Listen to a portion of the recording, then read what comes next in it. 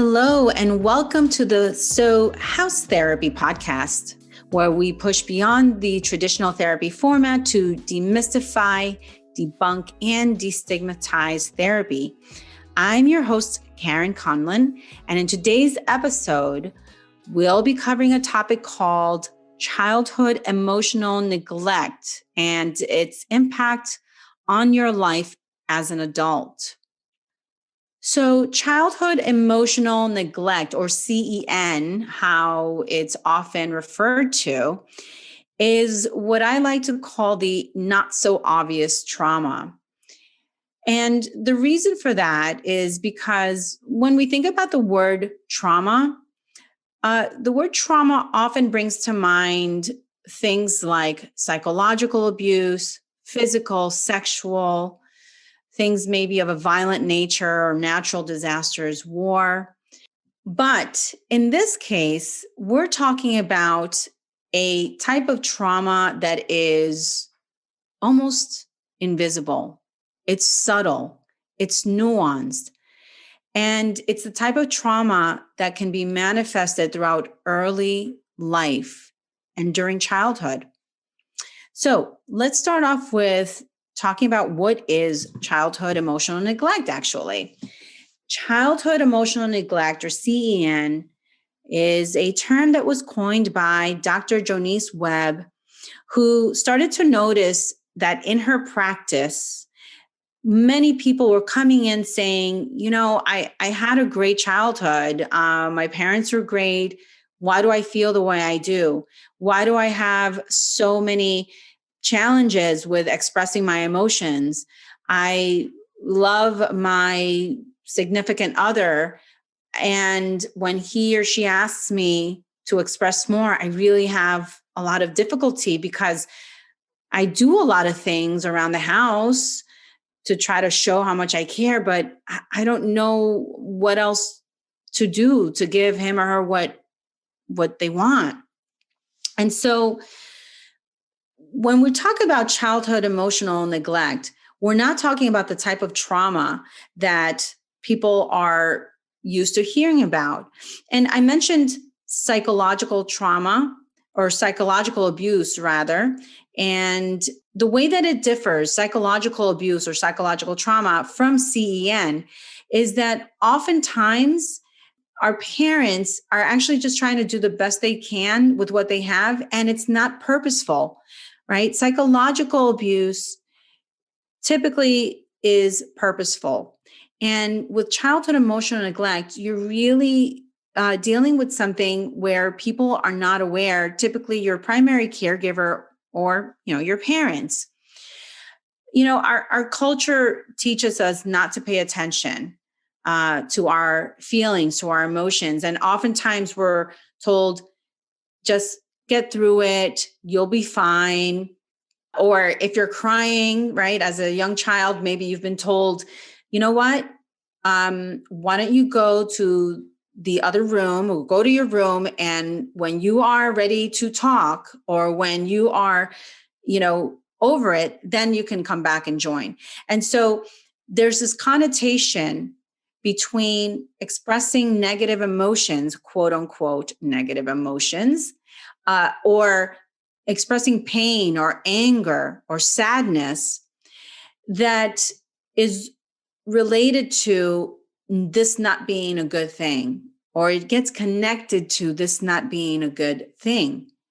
And so if that's the environment that you grew up in an environment where what was reinforced or seen as the good way of acting meant that you repress your emotions, or you learn to take care of other people's emotions or other people's emotional states, then you start learning that you repress your feelings, or you don't pay attention anymore until you do this enough and it becomes a way of life and a way of dealing. And you know what? It works really well for a long time, because within that family unit, it's what you need to do to get through. If what is reinforced in your family life is that you should be happy, happy, joy, joy all the time, then you learn that that's how you get the attention that you want, right? And so you work really hard on being happy all the time, or making sure that you say everything's okay, everything's going to be fine, everything's going to work out, it'll be fine, without really learning to acknowledge what you are feeling about a particular situation or about a particular person. Perhaps you learn that if you express your emotions, you then feel guilty about feeling a certain way about someone. And you never really learn that you can actually be and feel two different ways that maybe don't feel like they should be together, but they are. So let me explain that a little bit further. My mom made me angry. And in this moment, I'm really angry at her, but I still love her. I can be angry and not like my mom right now, but that doesn't mean that I don't love her. And even though she did something that hurt my feelings, that doesn't mean that she's a bad person. I can love my mother and also be disappointed with her. Those are things that don't really seem like they should go together, but it is possible for feelings that feel like they might be conflicting to coexist. But if you weren't taught that, if you were taught that it's either this or that, or that you need to make sure that you are maybe always on your best behavior in order to make sure that you don't upset your parents or the things around you, then what you're really doing is learning to repress your feelings and your emotions. And when you experience CEN, oftentimes you feel a deep sense that you're flawed in some way, or you might feel different from others, not really understanding why. You might notice how your friends interact with each other, or you might notice how people in a relationship are with each other, or treat each other, express things with each other. And you look at these people and you say, my goodness, that seems so far. Or you might look at everybody in those relationships and say, oh man, they are so extra. I mean, why do they have to go there? Right? The other thing too is that you may not be aware or know of your own emotional needs, because again, if you have focused so much of your energy in trying to fit in to your family unit, and if your family unit really relishes or reinforces that negative feelings are not allowed, then how do you learn to identify what your own emotional needs are? It's very difficult to identify that you're feeling a certain way if you've not been allowed to feel a certain way. I want to mention something also about emotional neglect that might be a little bit strange to hear, which is it's not just about parental misattunement, right? And what that means is that, your parent is there, but is not really catching these moments when you as a kid needed for him or her, whoever it is that's parenting you, to help you articulate or at least be understanding of what's going on with you. It can also show up in other ways. Like, for example, you may have been that kid where you're allowed to be out at all hours of the night. You can make whatever decisions that you want.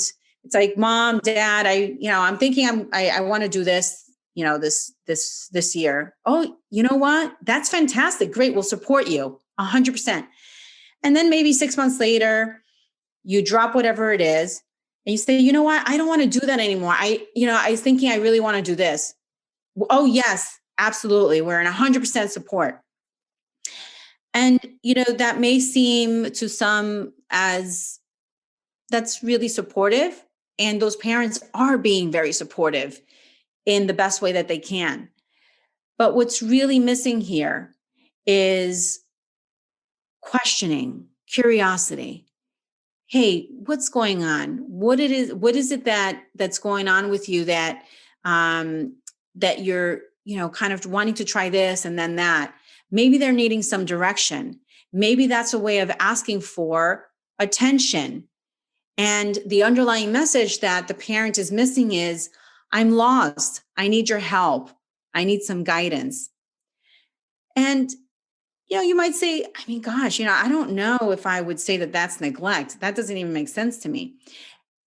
But the thing about childhood emotional neglect is that you don't have to be deemed a bad person or a bad parent. This is not about that. This is about understanding that we can only give as much as we have. And everyone is just kind of trying to do the best that they can with what they have.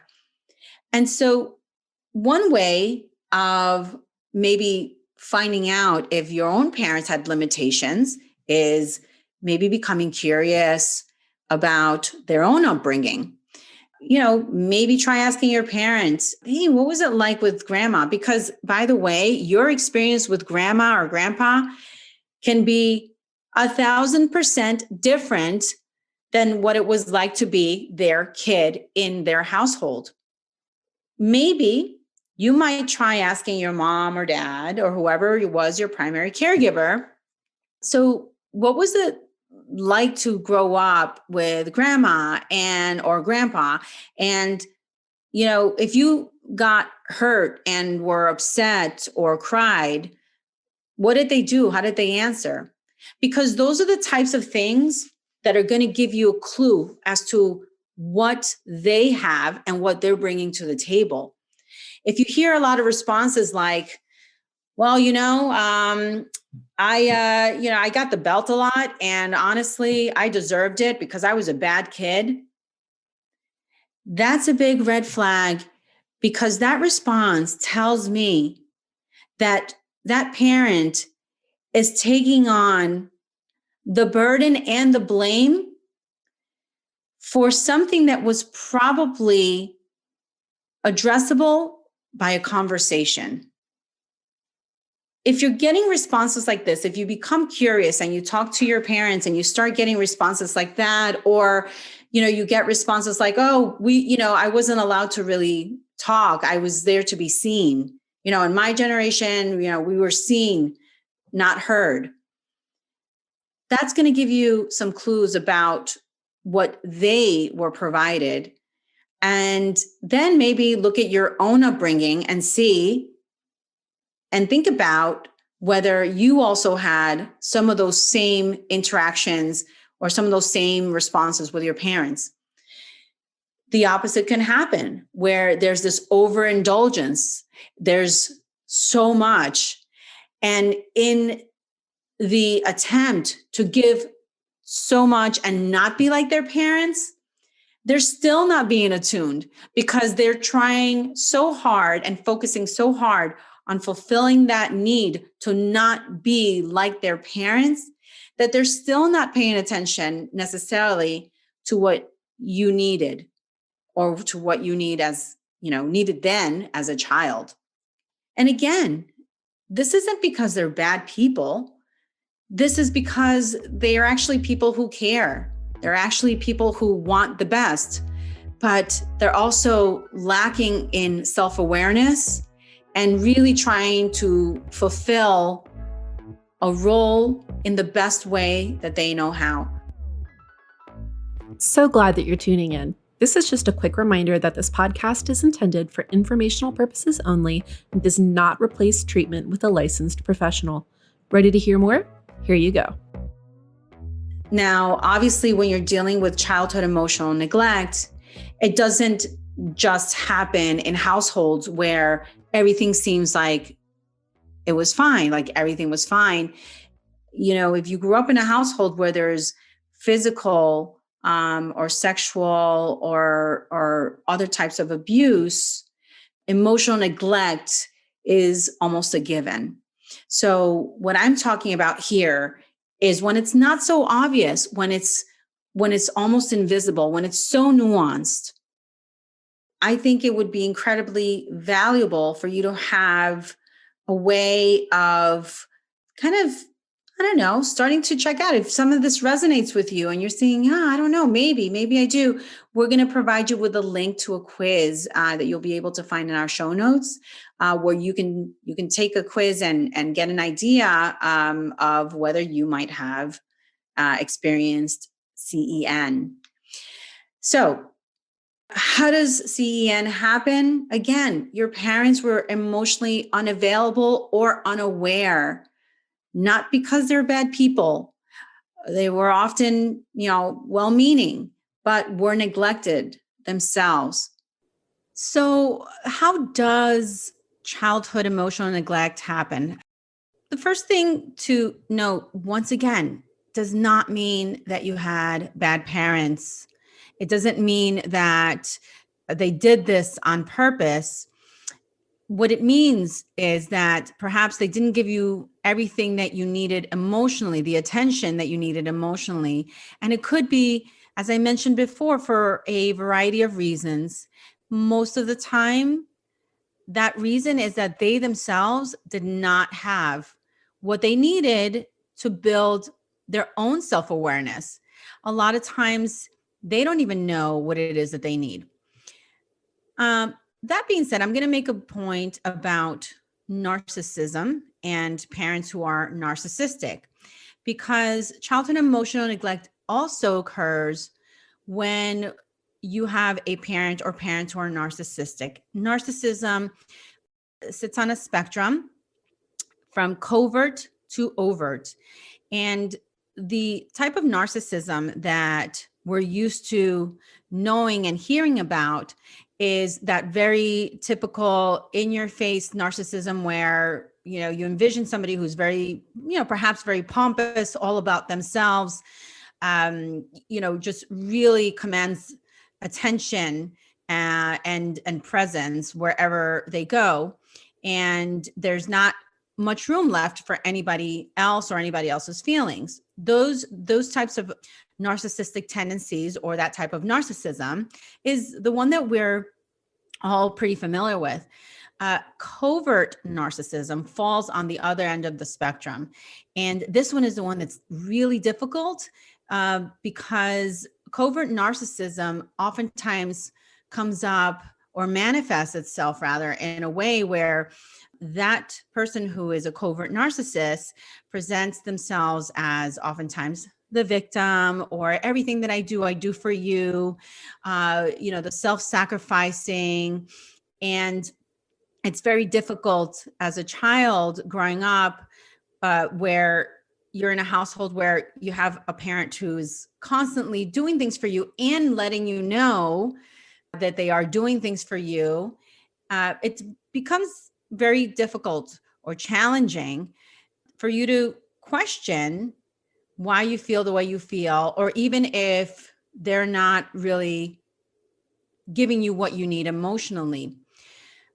With covert narcissism, the person who is the narcissist is still commanding the attention to be all on themselves, but they're not doing it in a demanding way. They might be doing it in a more passive way, or in a way where there's an underlying guilt. And so if you were to complain, there's also some guilt associated with complaining.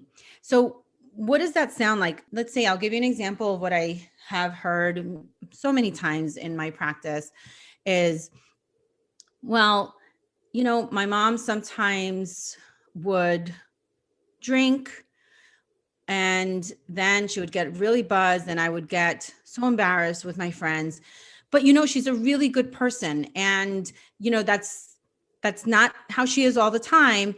And she's always dedicated herself to us and make sure that we're dressed and clothed, and then that's it, right? And you say to yourself, well, what's wrong with that? I mean, you're acknowledging that your mom makes a mistake, but that once in a while, she would embarrass you. But what if your experience is that there's a continuation, there's an ongoing theme, an ongoing pattern of things being all about mom, and you not being allowed on some level, or feeling that you're not allowed on some level, to express anger at her.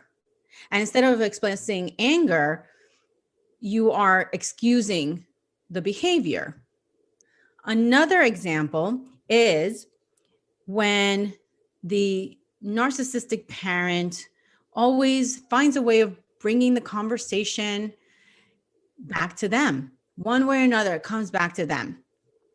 So, for example, you come home, you got an A on an exam that you have been working really hard on, that you have been so nervous about, and you come home with a stellar grade, and you come running in and say, Dad, look at this. I got an A on that exam. And Dad says, oh, that's great. Back in my day, getting A's was just impossibly difficult with this teacher I had, but right? You can fill in the blanks. Another example of what this might sound like is, let's say you get a call from mom and she asks you, hi dear, how was your day? And you respond like this. Hey mom, how you doing? It was okay. And rather than asking you what's going on, you sound like you're upset, or you sound like something is wrong. Her response is, oh, good dear, I'm glad.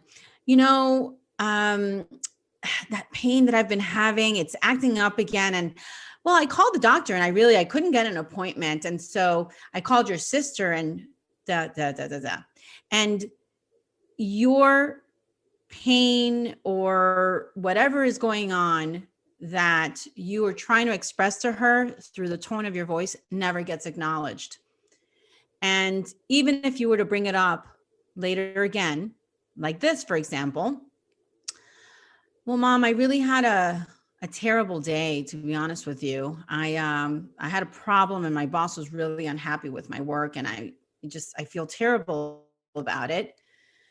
The response from mom might sound like this. Oh, really?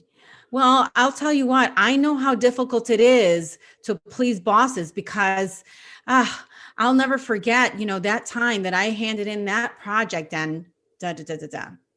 And all of a sudden you're feeling this fatigue come over you. It's a heavy feeling of frustration. Sometimes you don't even feel anger, really. You just feel the weight of not being heard, not being seen. And that type of narcissism is much more difficult to point out or to see because of that, because there's nothing ill-meaning in your mom's response or in your dad's response. But what is missing is their awareness to what might be going on with you. And if that's happening in adulthood, you can bet that it happened all throughout your childhood. And why do we need emotions? Right? Why is it that we need to feel? And why is it that we need to know that others know that we feel something, or acknowledge that we feel something? Well, emotions are what help us understand how we're feeling about something, right? It's not just about the logic, about what's right or wrong. It's that gut feeling that something feels right or something feels wrong. Emotions are there to help us feel happy or sad or angry. They inform us about what's going on in the world around us and how those things are impacting us.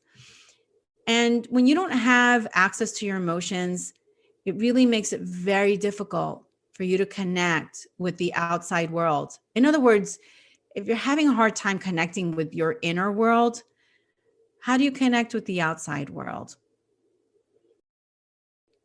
So, what are some of the things that we can do if you suspect that you have been struggling with childhood emotional neglect or the impacts of childhood emotional neglect? So, the first thing is to start working on recovering your emotions. And that is not such an easy thing to do by yourself because you don't really have the skills. And most probably, you've worked really hard to put them away or to repress them. So, you can start off by perhaps reading Dr. Jonice Webb's book, Running on Empty. Or if you have already done some work around this and are a little bit more advanced, you can perhaps take a look at her second book, which is Running on Empty No More.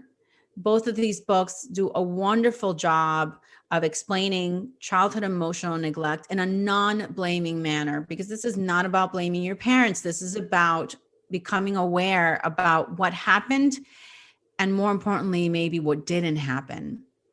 The second thing is to start to feel comfortable moving into that place where you feel comfortable taking up space. And as with most therapy, you're going to be experiencing some kind of discomfort when you're in the therapy space. Believe it or not, even if you are in that session, whether you're paying for it out of pocket or your insurance is paying for it, none of that matters.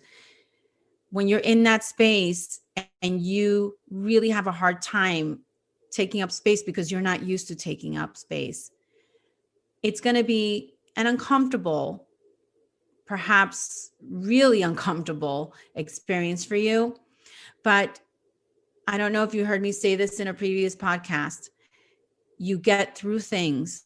We don't get over things. We get through things. And once you see that you can get through this, you can see and you'll experience for yourself that space is yours to take. Childhood emotional neglect changes so much about how we experience the world, how we see ourselves, how emotionally safe we see the world, and how we think the world sees us and what we think the world expects of us. If any of what I've said today resonates with you and you'd like to explore it further, feel free to reach out to us.